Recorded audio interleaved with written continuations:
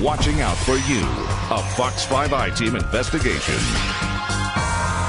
Our I-Team has uncovered a new scandal linked to Bishop Eddie Long and his church. Bishop Long says members of his congregation may have lost $1 million to a businessman who he brought into the church. But that businessman calls the charge character assassination and says the bishop's church also made money. Senior I-Team reporter Dale Russell was the first to break the story of sexual misconduct lawsuits against Eddie Long, and he's here now with an update. Dale. Amanda, the businessman is Ephren Taylor, and New Birth members thought they could trust him. But now they're fighting to get back the money they fear they've lost. I'm responsible for everyone I bring in before you and what they say.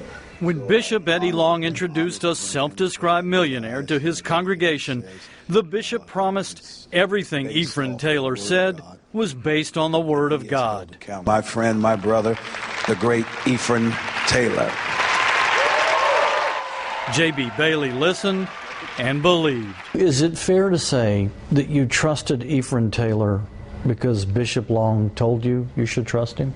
Yes. A $3.5 million company in high school. After all, it was a compelling story. Ephren Taylor claimed he created a multi-million-dollar company in high school by building a website that sold job postings for high school kids. We raised $750,000 in cash in high school.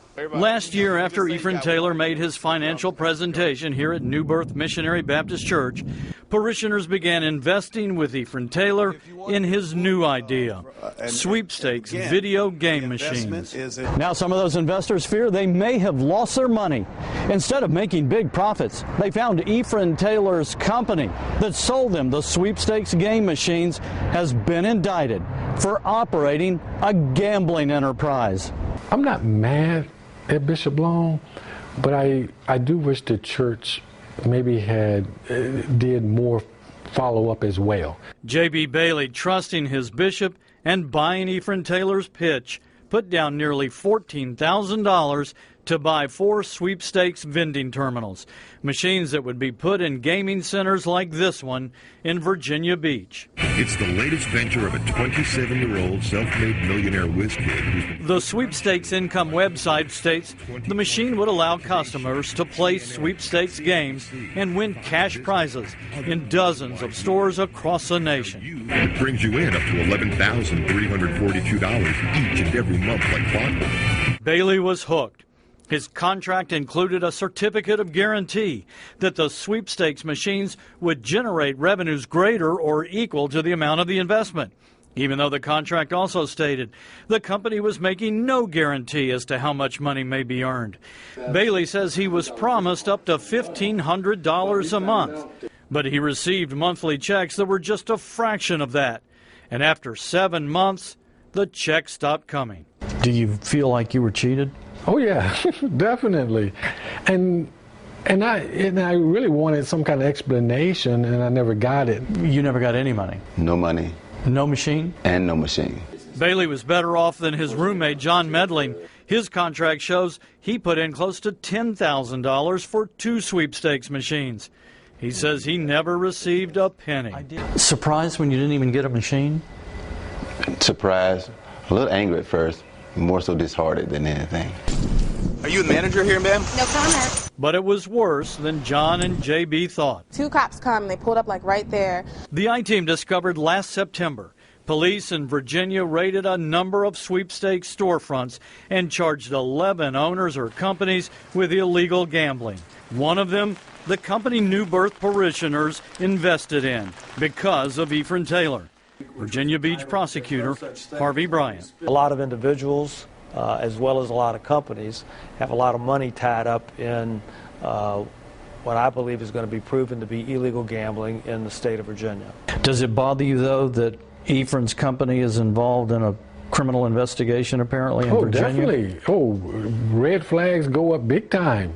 This doesn't look good. I'm really hoping that you're going to hear something real soon. Bailey says he's received an email from City Capital Trust promising to pay back more than 100% of their machine purchase value in a combination of cash and City Capital stock, now worth only pennies per share.